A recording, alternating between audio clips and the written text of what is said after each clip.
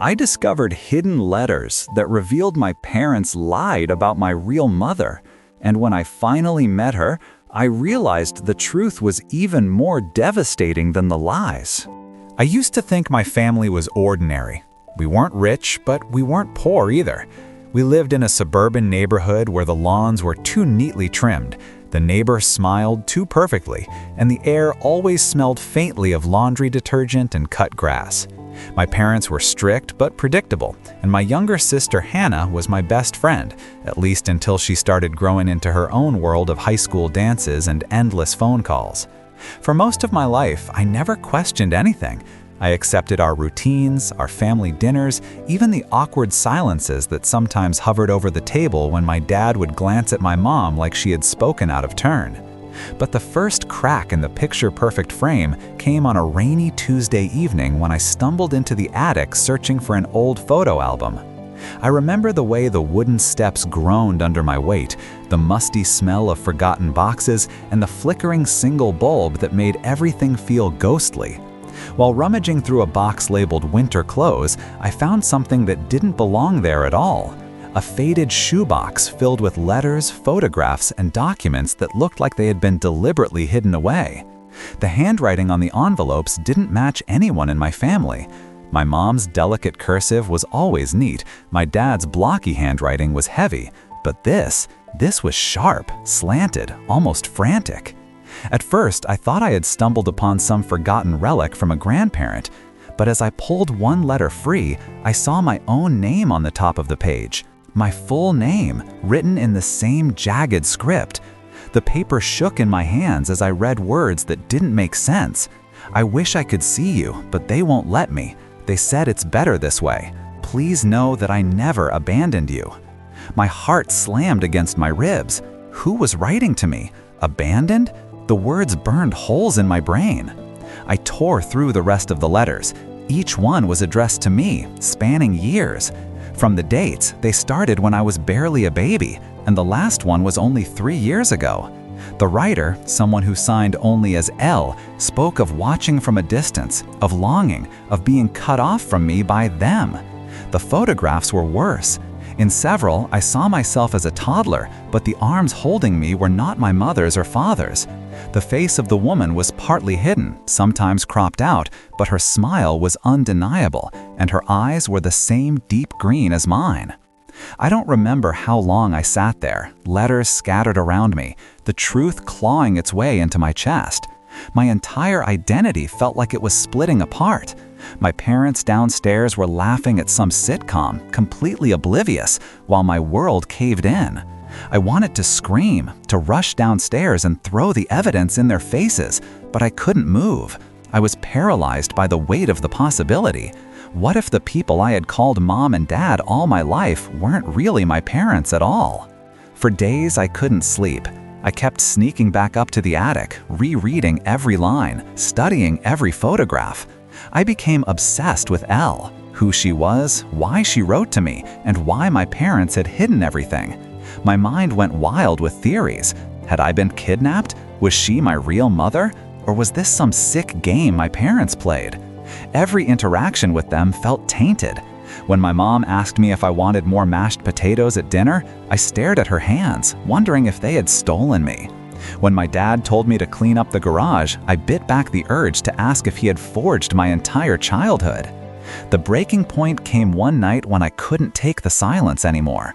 I walked into the living room, clutching one of the letters in my trembling fist. My parents were sitting on the couch, my mom with a book in her lap, and my dad half asleep with the remote balanced on his stomach. I remember my voice cracking as I asked, "Who is Elle?" The way my mother's face drained of color told me everything. She dropped the book, and my dad sat bolt upright, his eyes wide, with something between fear and anger. "What did you say?" my dad asked, his voice low, dangerous. I held the letter out like it was a weapon. "I found these, in the attic. Who is Elle? Why are there pictures of me with her? Why does she write that she never abandoned me?" For a moment, silence filled the room, heavier than anything I had ever felt. Then my mother started to cry, loud, broken sobs that shook her whole body. My father cursed under his breath, stood up, and stormed out of the room. I was left staring at my mom as she buried her face in her hands.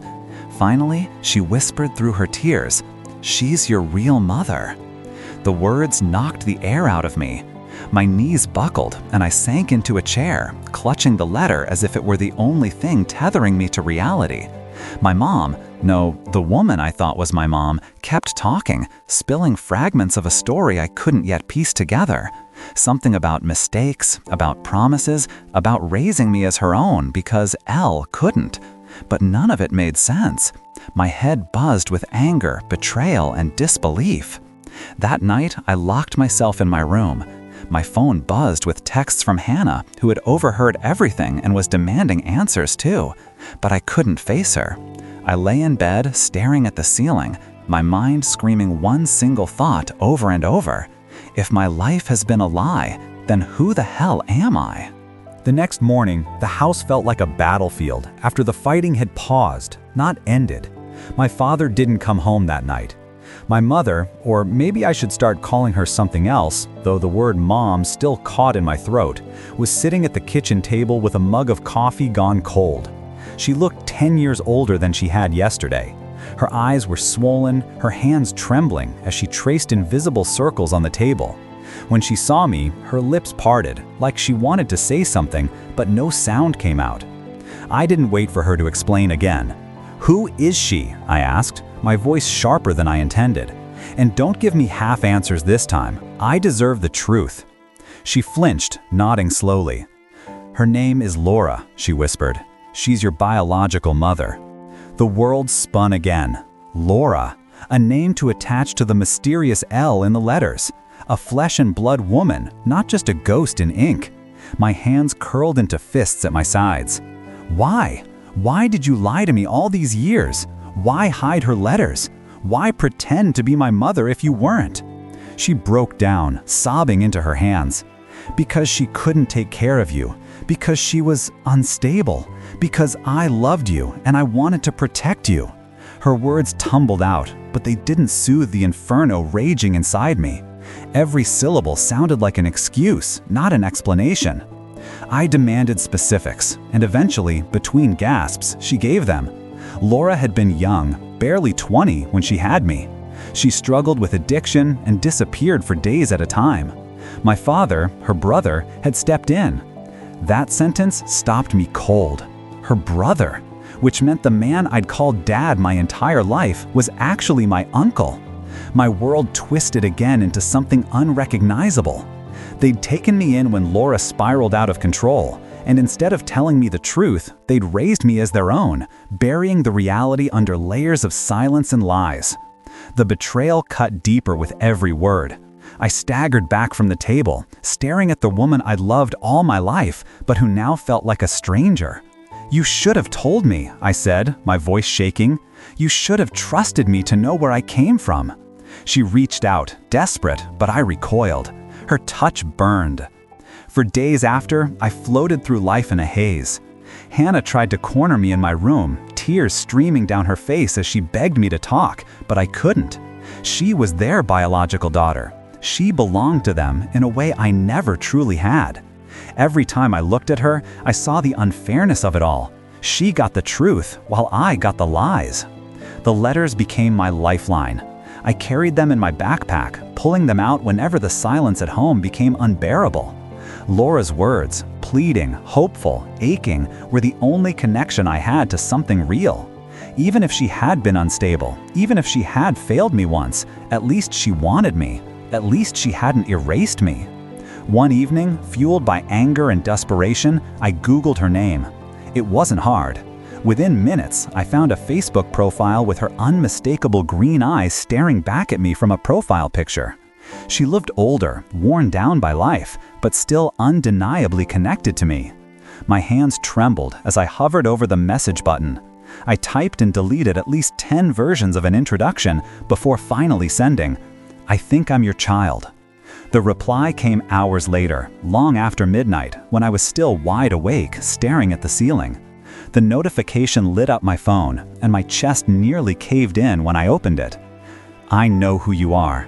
I've been waiting for this message for years." I burst into tears.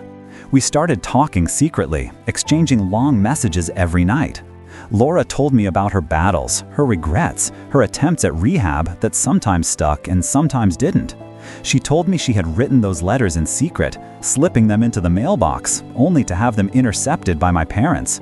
She claimed she had begged to see me, but they'd refused, insisting I was better off without her. And maybe she was right.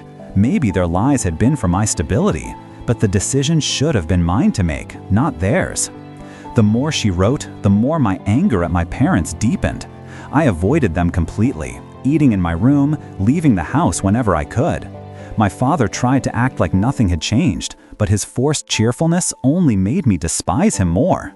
My mother hovered outside my door at night, whispering apologies I refused to hear. The dam finally burst 2 weeks later. I told them I had spoken to Laura. My father's face turned crimson with rage. He shouted that she was poison, that she would drag me down with her, that he had spent my whole life protecting her from her. My mother sobbed, begging me to listen, to see reason, but I couldn't. Their desperate faces looked less like love and more like control. "I'm going to see her," I said, my voice steady for the first time in weeks. "No, you're not," my father growled. "Yes, I am." The silence that followed was suffocating. I thought he might strike me. His fists clenched, his jaw tight. But then he stormed out, slamming the door so hard the walls shook. My mother sank to her knees, broken, repeating the same word over and over. "Please, please, please." But it was too late. My mind was made up. That night, I packed a bag. I took the bus 2 towns over the following afternoon, heart hammering so hard I thought it might give me away to the strangers seated nearby.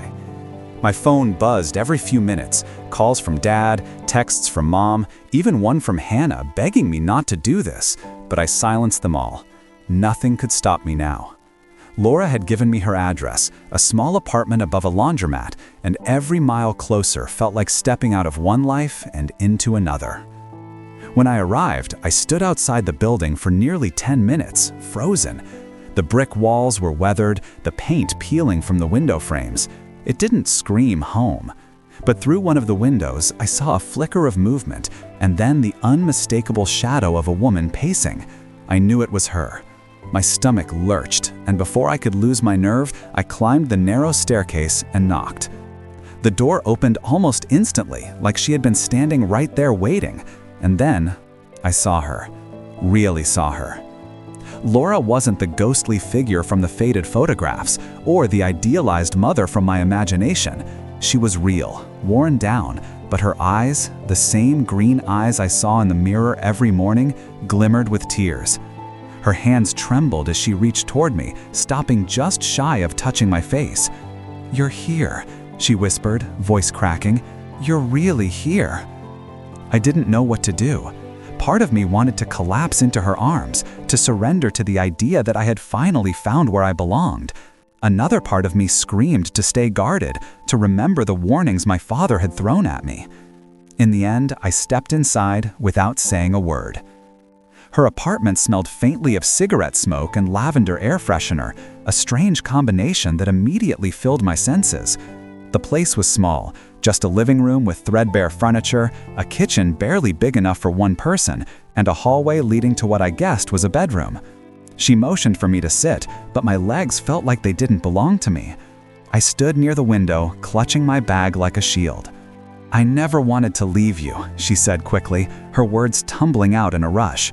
They made it seem like I didn't care, but I did. I cared so much I thought I would die from it. But I was sick. I couldn't keep myself safe, let alone a baby. Your uncle and his wife, they stepped in, and I thought it would only be for a little while. I thought once I got better, I could have you back, but they never let me." Her voice cracked, and she pressed a hand to her mouth. Tears streamed down her cheeks, and I couldn't tell if they were genuine grief or a rehearsed performance. I wanted to believe her. God, I wanted to. "Why didn't you fight harder?" I asked, my voice trembling. "Why didn't you come for me?" She flinched as though I had struck her. "I tried. Courts, lawyers, begging on their doorstep. They slammed the door every time. And eventually I broke. I thought maybe they were right. Maybe you were better off without me, but I never stopped loving you." Her words hit me like waves, some crashing warm and hopeful, others cold and cutting. I sat down finally, more from exhaustion than trust. She sat across from me, hands folded tightly, as if afraid I would vanish if she moved too quickly. The hours melted as she told me stories about her childhood, her mistakes, her relapses and recoveries, the nights she wrote letters she knew I'd never see. She painted a picture of a woman who had been swallowed by her own chaos, but who had clawed her way back, scarred but still standing. I listened, half in awe, half in suspicion. When I finally left that night, she hugged me.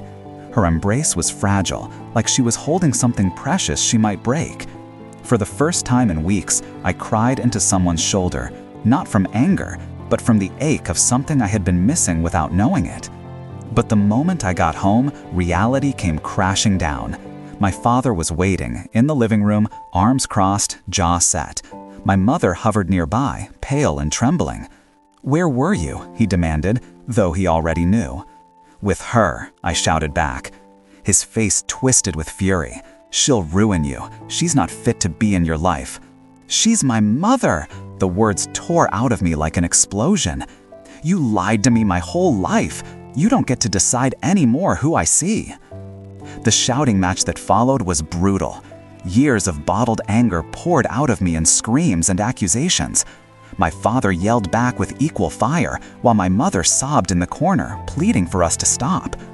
Hannah appeared at the top of the stairs, wide-eyed and silent, as the family she thought she knew crumbled before her. At the end of it, I stormed out, slamming the door so hard a picture frame shattered. I didn't care. I couldn't breathe in that house anymore. For weeks after, I bounced between two worlds. By day, I went through the motions of school and chores, but every spare moment I had, I went to Laura. She became my confidant, the one person who seemed to understand the void inside me. She showed me old photo albums of herself when she was young, pointing out how much I looked like her. She told me about my biological father, someone who had vanished before I was even born, and how she regretted ever letting him near her life. But the more time I spent with her, the more cracks I began to notice. The unopened bills stacked on her kitchen counter, the empty wine bottles in the recycling bin, the way her hands sometimes shook too violently, her eyes too glassy. One night, I arrived to find her slumped on the couch, half conscious, the air thick with the smell of alcohol. My heart plummeted. I shook her awake, panic clawing at my chest. She laughed weakly, muttering, "Just a bad day."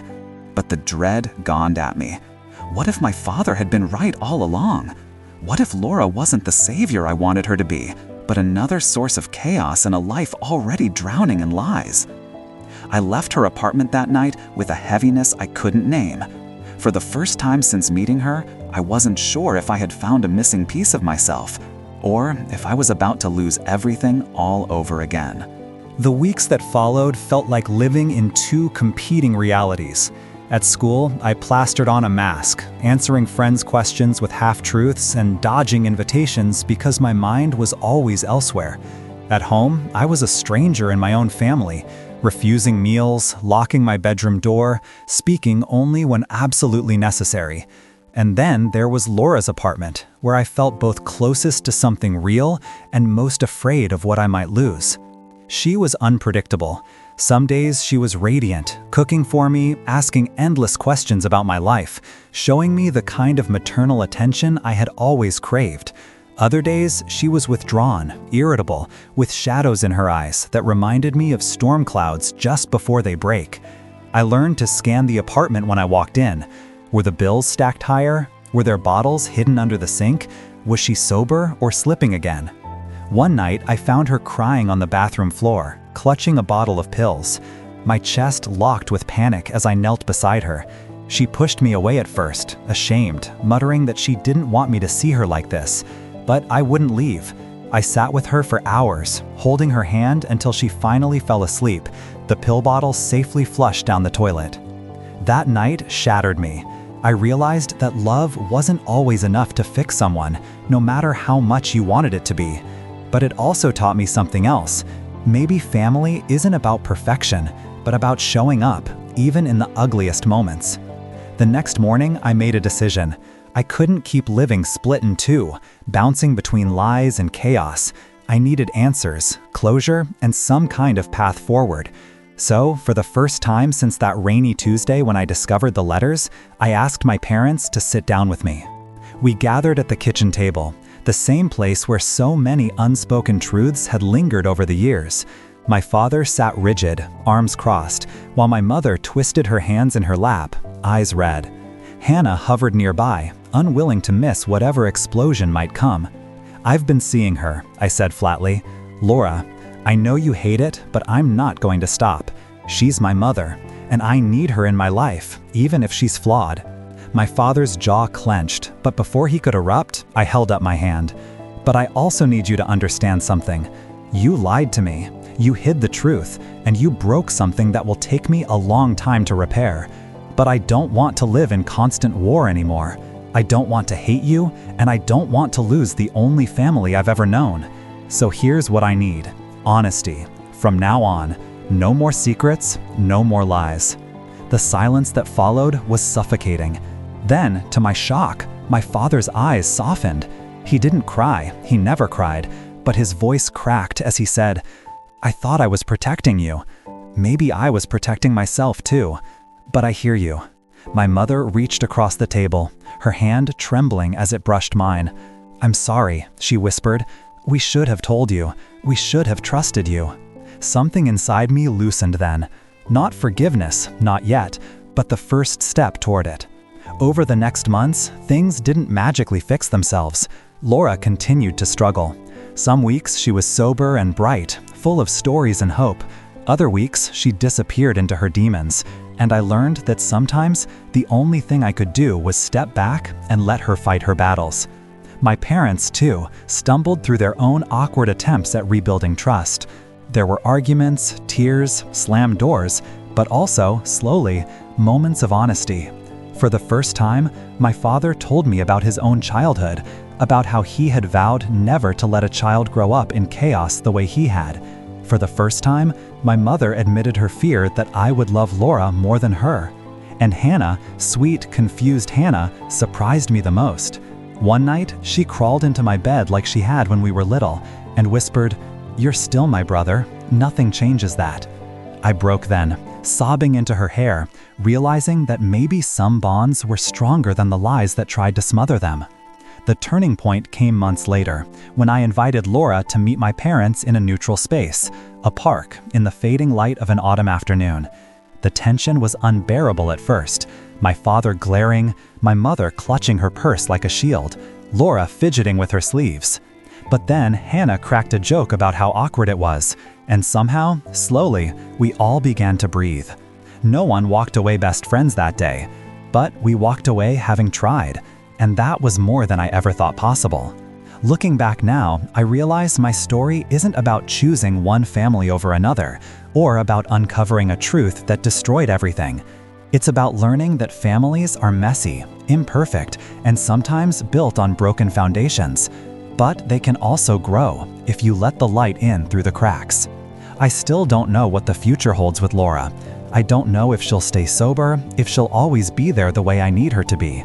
But I do know this: she loves me, in her flawed, painful way. And my parents, my uncle and aunt who chose to become more than that, love me too, even if they stumbled in showing it. For the first time in my life, I feel like I can carry both truths at once. And somehow, that feels like enough.